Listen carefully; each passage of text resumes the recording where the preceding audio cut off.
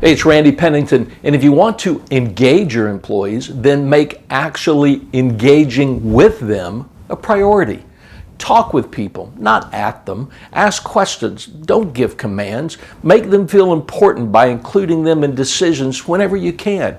Help them develop their career and let them know that their good work is appreciated. Building a shared purpose helps, and most important, you have to actually care about them as people.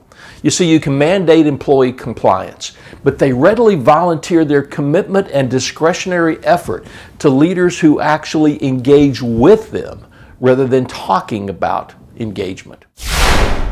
Here are 3 questions you can use to increase employee engagement. First, ask this question: what is your greatest hope? What do you most desire from working here?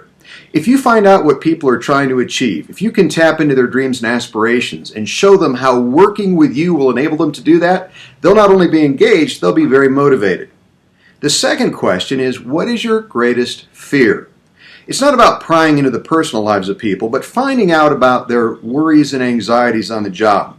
If you can create an environment of safety and security, they'll be more engaged and more willing to do their work without fear of reprisal or dealing with anxieties that might otherwise plague them. And finally, question number 3, what would you most like to learn? Sure, there are things we want our employees to learn, but why not ask them what they want to learn? Because they'll be a lot more committed to learning the skills that are of interest to them than they are just learning what we want them to. Use those 3 questions with everyone that you lead and manage, and you'll increase engagement. Hey, Scott, so how do you engage your employees in today's world? Well, here's an idea. How about training? How about education? A recent study said that 23% of your employees are quitting the job. Of the employees that are leaving work at your organization, no matter the size, 23% of them leave for this very important reason: a lack of educational opportunities. Today's workforce wants to learn, they want to grow, and they want to do it in 2 different ways. One is the in-person summit or workshop or convention or conference where they hear from outside experts and they have a chance to talk with other people within the organization. And they also desire instant learning, on-demand training and education. If you can provide both, all of the evidence shows that you make your employees more productive and you make your organization more profitable.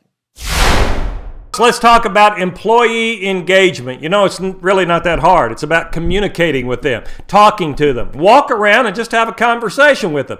But I believe one of the ways that you can get more out of that is to engage on a topic that you would like to see more of within your company. I had a buddy that had a small business, and when he read a great business book, by the way, if you're looking for a great business book, the 5 Friends have all written several, and those would be good ones to start with. But he would read a great book, and then he would buy all of his employees a copy of that book. A few weeks later, he would walk around, and he'd walk up to any employee randomly and say, "Hey, tell me what you liked about that book." If they hadn't read it, they'd stand there and he'd go, "Come on, read the book." And then he would walk up to an employee and they'd say, "Let me tell you what I learned." And then they would tell him exactly what they read in the book that they thought applied to them being employed there and how it would help them be a better employee. And he would pull out a $100 bill and hand it to them. I guarantee you next time everybody read the book. Employee engagement, be creative with it. Hey, Joe Calloway with a couple of ideas on employee engagement. The first 2, pretty obvious. Number 1, don't just tell employees things, ask them questions. Get their ideas, get their opinions. Number 2, tell them what's going on. Don't withhold, particularly in a tough, challenging, bad situation. Tell them what's going on. People can handle bad news way better than they can handle not knowing what's going on. Number 3, and my example for this is Marty Grunder, one of the smartest, best business people, business leaders I've ever met in my life. Marty does 1,000 things right. Here's one of them.